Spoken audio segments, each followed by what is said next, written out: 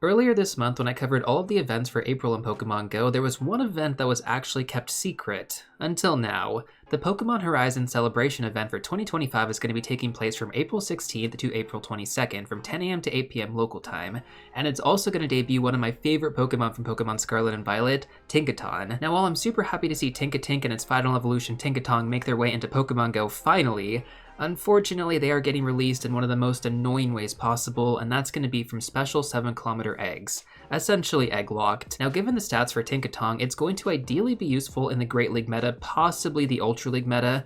This means that if you want to get a good IV spread for PvP, you're going to first need to hatch this rare Pokemon from those special 7-kilometer eggs, and then trade it with somebody else in order to get a better IV spread. This is because the IV floor from hatching eggs is going to be 10-10-10, but for PvP you want to ideally have low attack IVs and high defense and high stamina IVs. The main reason for this is because it allows you to level up your Pokemon the most before it hits the CP limit for the Great League or the Ultra League. Now, even though ideally you would have to mirror trade for this Pokemon to get a good IV spread for the Open Great League, the same is not true for the Open Ultra League, and that's because Tinkaton's max CP at 100% IV is going to be 25-44. So when it comes down to the Open Ultra League, the rank 1 IV spread is going to be 13-15-15. The rank 2 is going to be 12-15-15. And that IV spread is totally possible just from hatching alone. You do not have to trade this Pokemon, which means yes, even though this Pokemon is going to require mirror trading for the Open Great League, the same is not true for the Open Ultra League. And as of right now, we don't know how good it's going to be in that meta, but if it does end up being pretty good, then this is pretty awesome.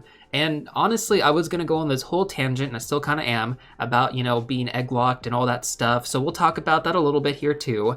But overall, I just want to give you guys like a glimmer of hope that it's not completely hopeless for this Pokemon. You don't have to worry about mirror trading this with somebody else if you actually want to run this in the Open Ultra League. Now, we still have a few more things to talk about in regards to Tinkatink as well as Tinkaton. So the evolution candy cost is going to be like normal for most 3-stage Pokemon. So 25 candy to evolve it first, and then 100 candy to evolve it into its final stage form, which is going to be Tinkaton.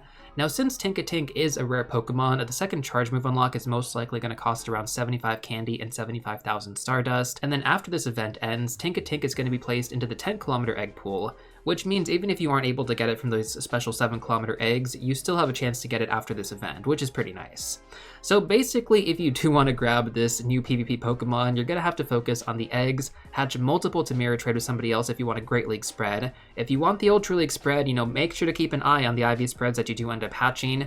Double check that they're actually good, because you could end up hatching the rank 1 and not even know it. Tinkaton is also going to be a Fairy and Steel type Pokemon, making its typing fantastic because unlike most Fairy types where they take super effective damage from Steel type Pokemon, this is not the case for Tinkaton, so its resistances are going to be much better in that regard. Now, as far as the best PvP moveset you want to go with, Fairy Wind plus Brutal Swing and Heavy Slam or Play Rough is going to be the most optimal for PvP.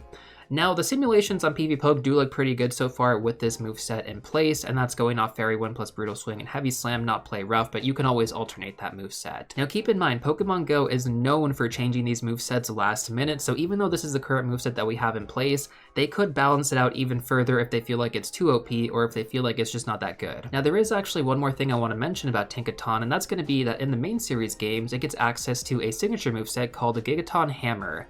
This is going to be a Steel-type move that'll no doubtably make it one of the top options to run in PvP, so Tinkaton looks good right now, but keep in mind, it could get even better, and that's pretty awesome.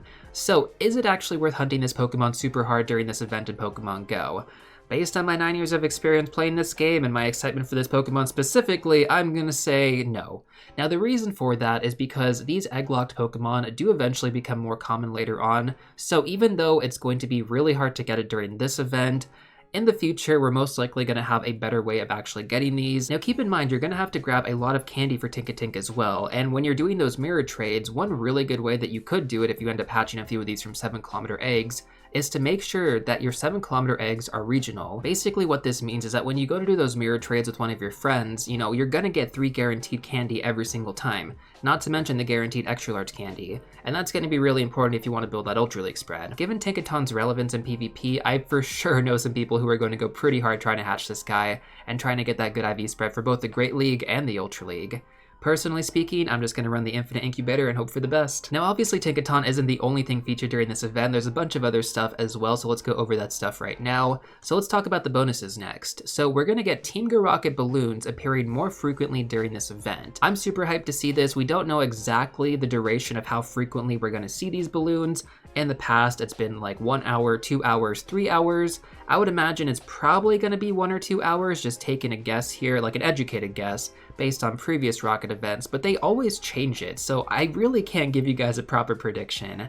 At the end of the day, they're going to appear more frequently, which means you guys can collect components faster, you can battle the leaders faster, and get yourself a better chance of getting that Shadow Shiny. Now, personally speaking, I'm not a huge fan of the rotation right now, but if you guys are curious what are the best Team Go Rocket grunts to farm during this event, and the ones you really want to pay attention to, then check out this video on screen right now. Now, we already talked about the 1/2 hatch distance bonus, so I'm not going to go over that again, but following that, we're going to get boosted shiny odds on Captain Pikachu and Lico's Florigato. Now, I totally understand not everybody watches the Pokemon anime, but I've been a big fan of Horizon, so Lico is going to be the main character for those of you who don't know, and then Captain Pikachu is going to be one of the main Pokemon characters on that show.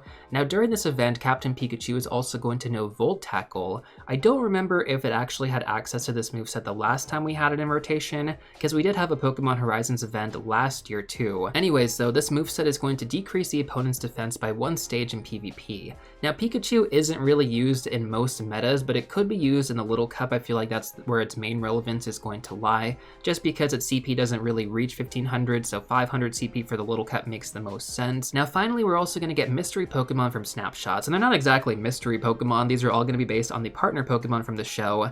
But as far as the encounters go, I don't think it was like specified which ones you're going to get, or if it's just going to be randomized and you could get any of their Pokemon partners. But even if you don't happen to get their partner Pokemon from those surprise encounters, the wild encounters should feature almost all of them. So from the wild encounters, you guys can expect to see Quagsire, Shuckle, Slugma, Nosepass, Snorunt, Sprigatito, Florigato wearing a hat with Lico's pin, like I mentioned earlier, Fuecoco, Quaxly, and Palmy, and if you're lucky, you're going to encounter Captain Pikachu in the wild, so it's going to be a pretty rare spawn, but this is a really cool Pikachu, guys, because it's actually animated. Now, as far as meta relevance goes, Quagsire is super good in PvP. You do need to have the legacy moveset Aqua Tail, so keep that in mind if you are going to be hunting this during the event. Shuckle is a great gym defender, so I'd strongly recommend grinding that one.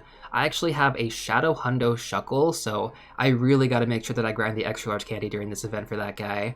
Additionally, on top of that, we just had a Calm Day for Sprigatito and Fuecoco earlier this year. We're most likely going to have a Calm Day for Quaxly later in the year, so if you want to try and grind out that Hundo during this event, that could pay off for you. If not, you'll probably, get a good IV spread during that Calm Day, which is, I'm gonna estimate, maybe like July-ish. If you happen to get the female version of Snorunt and you evolve it into Frostlass, this Pokemon is also pretty good in the Open Great League meta too. Outside of that, I don't think there's any other Pokemon I think that is worth focusing on. I mean, all the starter Pokemon you want to try and grind candy, but keep in mind, those starter Pokemon have a really low catch rate, so try and stock up on raspberries before this event if you really want to take advantage of those spawns. Now on that note as well, if you guys want to actually check out all of the best grass type Pokemon to power up in Pokemon GO currently, then check out this video right here over on my Clips channel. I also just recently uploaded a new video going over the best water type Pokemon, so if you want to check out that video as well, I'll have those both linked in the description down below. Now following that, we're also going to have 1-star and 3-star raids specifically focused on these partner Pokemon as well, and some of these are really worth paying attention to. The 1-stars maybe not so much, but the 3-stars look really good. So first of all, from the 1-star raids, you're going to have access to Captain Pikachu, Chansey, and Rockruff. I don't know if Dusk form Rockruff is going to be featured from the raid battles. It may, but it wasn't specified. Now for the 3-star raids, we have access to a lot of really awesome Pokemon. So we have Charizard, Alolan Muk, Metagross, and then Florigato with Lico's hat. So again, like Florigato, not anything that special. I mean, you could get the shiny costume. Some people really like those. But the main two Pokemon that I'm looking at here are Charizard and Metagross. Charizard has a Mega Evolution and is super good as a Fire-type attacker in the game. It's actually one of the best. Not only that though, you can also Pineapple Berry or Silver Pineapple Berry Charizard to get even more candy. We're talking 20 plus candy on Charizard, guys. If you have an active Mega that's either Fire or Flying, that's also going to boost the candy bonuses as well, especially if that Mega's at Mega level 3. So farming Charmander candy is going to be an excellent way to really take advantage of these raid battles, especially if you don't want to do any of the Legendary or Mega raids. We'll talk more about those later, but the the other Pokemon that of course I have to mention is going to be Metagross.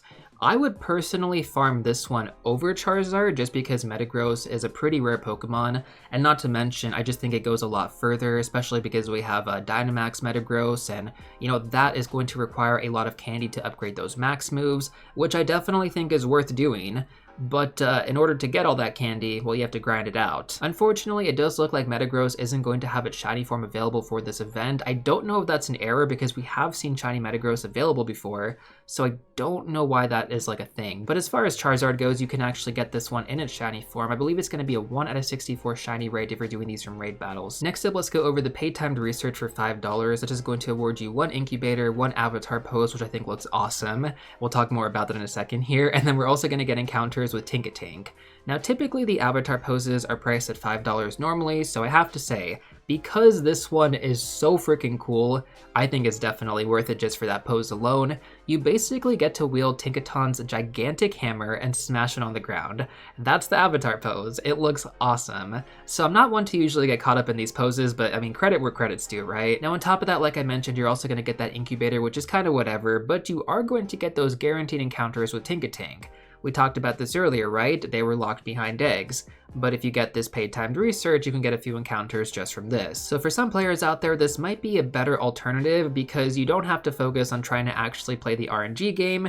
You can just get those guaranteed encounters, try and mirror trade them, get a better IV spread, and then run that for PvP. Looking back in the past, we've had Pokemon like Morelull that were just so difficult to hatch on their initial launch, and so if this is anything like that, it's not going to go over too well. Hopefully it's not. I mean, it looks like we have 3 other Pokemon available in that 7-kilometer egg pool, so I don't think it's going to be that bad, but you never really know. Now, additionally, though, if you guys are a little bit more on the pay-to-win side, you can also give these tickets to your friends, and then you can mirror trade those Tinkaton, and then hopefully one of you can actually get a good IV spread. Once again, though, this is all completely optional, so don't feel like you have any pressure to get this or even hunt Tinkaton. Now, I did mention that we would go over the Legendary and Mega Raids as well that are going to be taking place during this rotation, so we're going to have Blacephalon and Stakataka available during this time period. So Blacephalon is going to be available in the Western Hemisphere and Stakataka is going to be available in the Eastern Hemisphere. Stakataka isn't meta relevant for anything, raids or for PvP, so unless you're going to be shiny hunting this guy because it's going to be a new shiny during its rotation, I wouldn't really focus on this too much. Now Blacephalon on the other hand is much different, right? It's going to be a solid fire and ghost type attacker to run in raids.